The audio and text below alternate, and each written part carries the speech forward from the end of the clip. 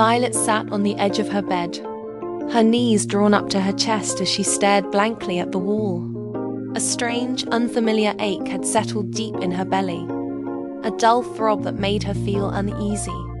Her brows furrowed, and her unique, violet-colored eyes, usually bright with curiosity, were now clouded with a shadow of confusion and discomfort.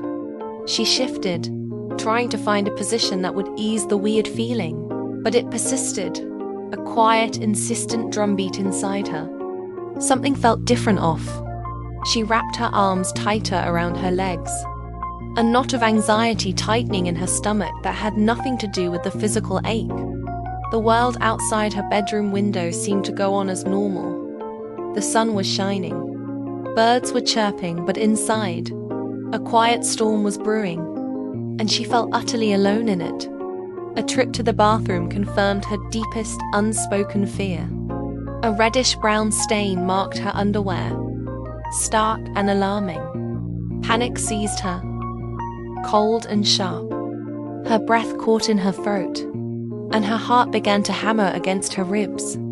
Tears welled up in her violet eyes, blurring the sight before her. What was happening? Was she sick? Was she hurt? The questions swirled in her head, a chaotic jumble of fear and bewilderment. She backed away from the evidence, her small hands trembling. Sobs escaped her lips, quiet at first, then growing into hiccuping cries. Fleeing the bathroom, she ran to find the one person who could make sense of this chaos. She found her mom in the living room, reading a book. "Mom?" she whispered, her voice choked with tears. The single word was heavy with distress, and her mother's head snapped up, her warm face immediately creased with concern. "Mom, something's wrong," Violet cried, the tears now streaming freely down her cheeks. Her mother's expression softened with understanding as she saw the sheer terror in her daughter's eyes. She set her book aside and rose, closing the distance between them in 2 quick strides. She enveloped Violet in a firm, warm hug, letting her daughter bury her face into the soft fabric of her cardigan. "Oh, sweetie," she murmured, her voice a gentle, calming balm against Violet's ear. "It's okay. You're not sick, and you're not hurt. I promise." She held Violet for a long moment, allowing the initial wave of panic to subside, her hand stroking Violet's long brown hair. Then, she gently guided her to the sofa. "What you're experiencing is something completely natural, something every woman goes through. It's called getting your period."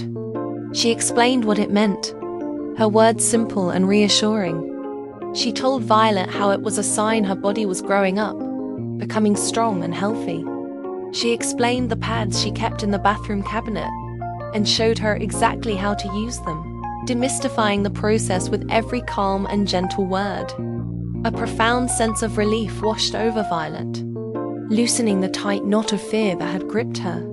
Her mother's words were like a lifeline, pulling her out of the confusing waters of her anxiety. It wasn't a scary illness.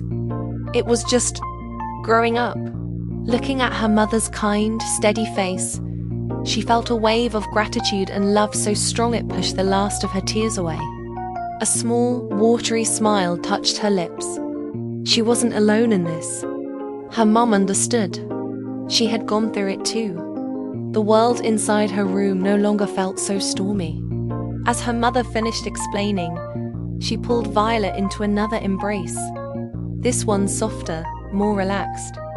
Violet hugged her back tightly, her head resting on her mother's shoulder, a feeling of safety and support enveloping her completely. In that quiet, shared moment, a new, unspoken bond of understanding was forged between them, a silent promise of support for all the changes yet to come.